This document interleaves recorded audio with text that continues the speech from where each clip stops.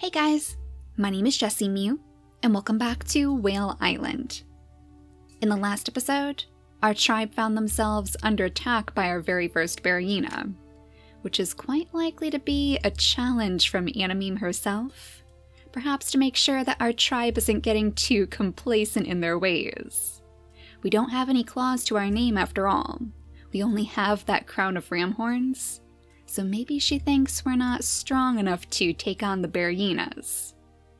Though we do have so many of our person-out creatures now, that I think even if our warriors do end up getting a little bit hurt, we should be able to soothe their wounds.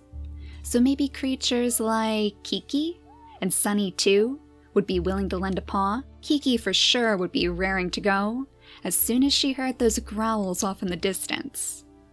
Though Sunny is getting very close to the end of her lifespan, so I suppose if she ended up getting hit by the bearyena, that would probably be the end of her. Maybe instead she should watch from afar. She can pick up the stinky fruits to offer to Kiki once she's victorious. She will be very proud to see that bravery, since she was actually training her to chase down the bunnies before. Oh, and how fitting! It looks like the bunny is our teasing periwinkle, as she's a little bit too tired to chase after them, after she literally ran across the entire width of the whale just to find a safe place to have her baby.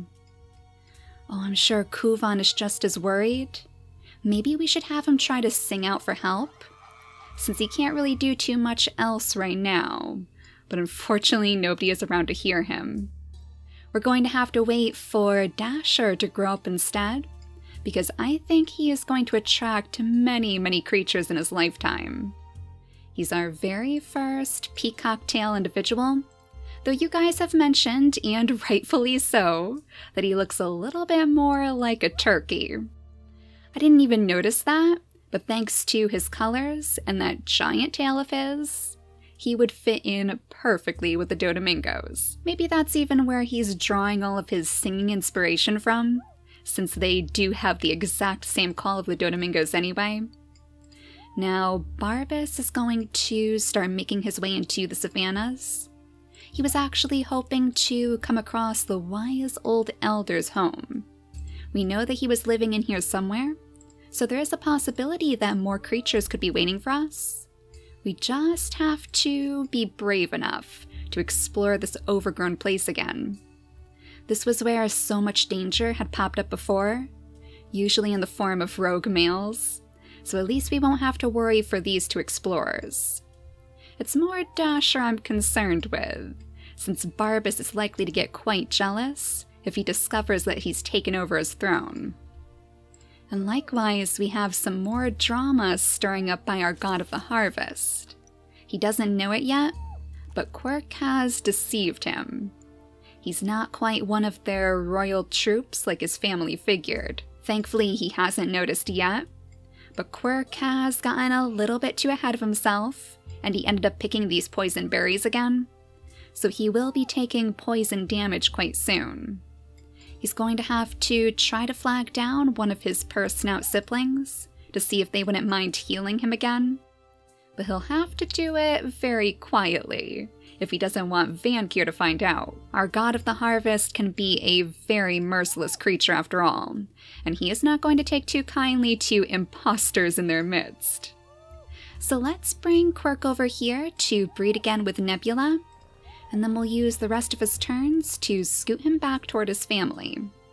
He knows this was the last place where he saw Periwinkle, but now with all of this commotion taking place, I'm not sure if he's going to want to stick around for very long. Do you think he would lend a paw? He seems a bit more selfish to me, like he would just want to reap the rewards of this battle. That reminds me though, Marco the Manticore is actually another one of the tricksters too. I keep forgetting that he has the tail fin in his genetics, but he's showing off that scorpion tail just like his big brother. So maybe there's some sort of kindred spirit between them both. Maybe he would be the best one for Quirk to ask. Ducky, on the other hand, he is just interested in finding some roots. You know, I bet he would actually make some pretty good friends with Kuvan, since they're both so good at digging. We could have little Tucky try to smell the roots with his big nose, and then maybe Kuvan could dig those up for him. But that's only once all of this danger is past. Now go ahead and knock down some more acorns for us, Razra. And then I suppose you should just try to crack open the acorn you've been working on. She's still trying desperately to impress Eclipse with her cracking powers, but so far she hasn't had very much luck. Kind of similar to poor Mango over here, who is much more suited to the berries. Now one of the last things we'll want to do is find Hawky another target to go after. He's trying to find some moles to hunt down for his family, so we just need to see if we can spy any out in that darkness. It looks like this one might be your best bet, so we'll bring you over here to hide behind this rock next time, and hopefully you can surprise it just as well as your previous mole. Hawky has proven himself to be quite the capable hunter. Now why don't you use your last turn to call out for yet more troops? Though it seems like nobody else has spawned on this island. They're probably a little bit too nervous with all of that danger. Oh, and the rogue male is still alive? Oh my gosh, well he's going to pass away on the next turn, but I was sure he was gone already. Well, I guess you guys are lucky because we seem to be ready to pass the day. So let's see if the bearyena decides to attack Kiki, or if he's going to try to go after the children. Razra? Oh my gosh! How did you manage to catch the beryena's eye? That is so strange. He must be picking out like one of our weakest creatures. I mean, she only has a 1 in attack, so he figures that if he's going to take anybody down, it'll probably be Razra. Well, unfortunately for you, you only have a couple days left on your lifespan, and I think Kiki and Razra together should be able to take you down. In fact, why don't you get revenge on this bearyena? Since he seems to have underestimated you, why don't you show him who's boss? And now we have a gigantic feast to share with some new creatures. If they would only spawn somewhere on this island. 200 pieces of food is more than enough to take care of a new friend. And it looks like a little purr-snout baby may have been born between Perry and Kuvan. He is quite the interesting little kitty, too. Oh, and he has the stinky tail? Excellent! I didn't even notice it because he's hiding it so well. It is a little bit of an awkward position for the nest, though. Oh my gosh! He looks like a big fluffy Persian cat. The green eyes are a very nice touch, too. Though he looks almost like an old man with that gray mane of his. Well, the next name on my list is Sirius. So welcome to our tribe, little one. I'm sure you'll do very well protecting all of your tribe mates with your purring abilities. And speaking of which, I think it's time for Quirk to swoop in and try to convince either Marco or Cole to help him out with his current situation. It doesn't actually look like he's taking damage, though. Oh, he actually has the poison resistance on him today? Oh, he is so glitchy. He is such a mischievous little trickster. I guess that must be a bit of a blessing from our bandit brothers. They've taken quite a shining to Quirk, and it's no surprise with his scheming ways. Well, just in case, Marco, why don't you help your brother out? We'll have you scoot on over here and purr. So he should have those magical healing sparkles all over him again. Perry would be pretty bummed to hear that you're tricking your younger brothers. But at least that secures your place in Vankir's troops. So now you should be safe to return to your family once more. You can play up the idea that you were just inspecting the area. You heard all that commotion and you wanted to make sure that your family would be safe. The bearyena has been vanquished though, so there's nothing left to worry about, and Nebula can go back to picking all of those poison berries in peace. We might as well have Akira do the same. He's going to have to learn how to pick all of these berries anyway, and he has the blood of the tricksters in him as well. He's not quite the same, since he definitely has a scorpion tail, but I would not be at all surprised if he decides to follow his father someday, just to see what he is getting up to, if he continues this strange double life of his. Now before we do anything else, I would like to go straight over to Dasher, to see if he can use his 2 turns to call out for creatures. Now he might still be a little bit too young to be successful, but it's a good idea for him to practice. That way he can get used to singing loud and proud. Serena has become something of a guard in a way, making sure that nothing dangerous is lurking in that tall grass. In fact, if we bring her over here, maybe she could clear out a little bit of it for us, so we don't have to worry about beryenas spawning right next to them. Now Hockey, can you perhaps get to the mole? It looks like it's looking right at you right now, so we'll have Aurora knock down some of those acorns, and then you should be able to scoot to its side.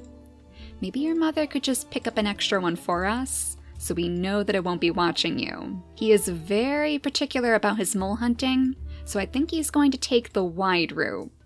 That way we'll know for sure that this mole won't notice him. So why don't you call Aurora over here to pick up the meat for you? That way Freckles can focus on the acorns and picking her berries too. I wonder if we should have one more baby between her and Mango. Maybe if that fertility doesn't get in the way, we could try to breed another one of these grand peacock tail babies for a little more luck when it comes to the wings. I guess this is going to be Gruel's final day too, though he's been serving the mermaids for quite some time now, and he has seen their family flourish, so he knows no harm is going to befall them anytime soon.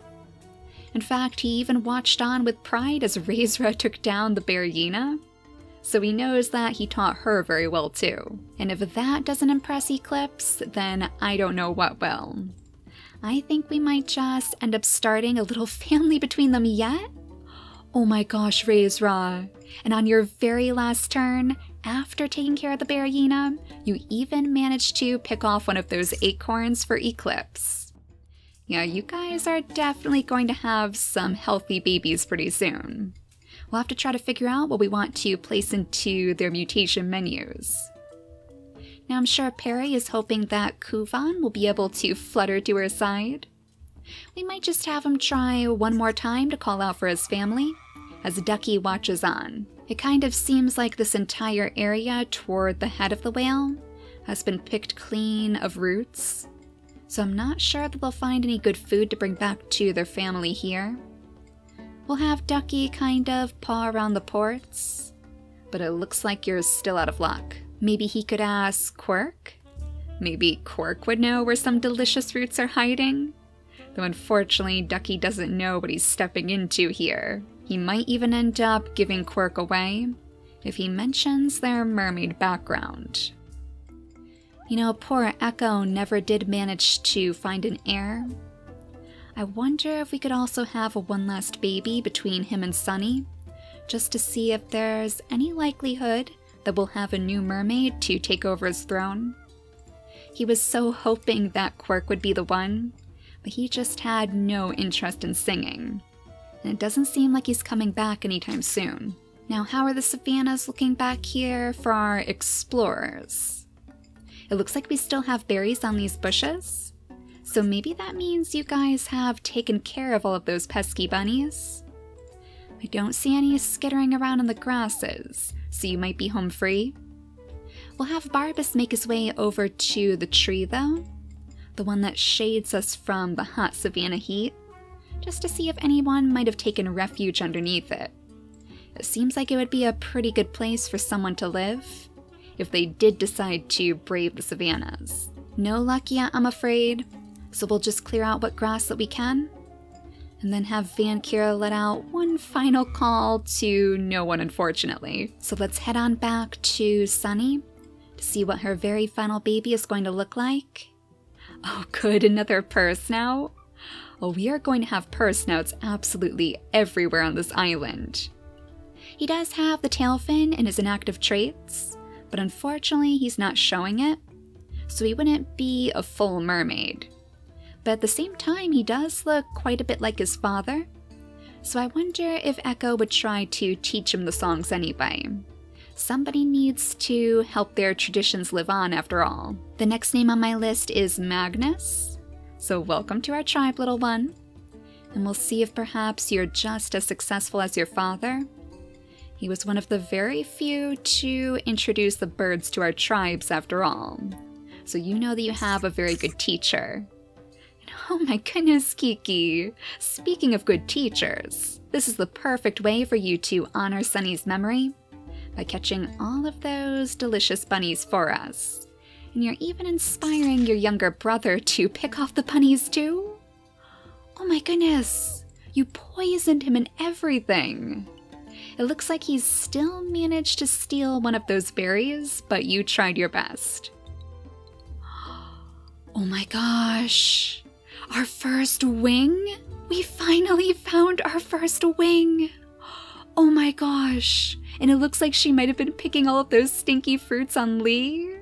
That is so fitting. He was from our original bird line after all, so of course he would be the one to find her first. Well, we have to bring Cole over here to invite you. Hopefully she's not going to run away from us. Oh, she is so pretty too. Little Inara.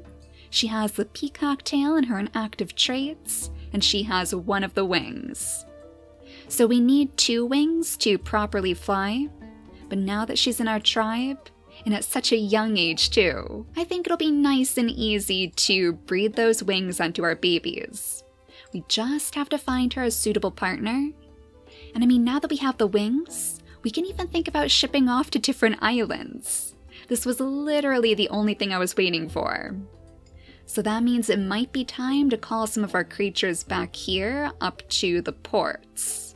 Creatures that we don't want to leave behind, including Barbas, of course, after he's had his fill of the savannas.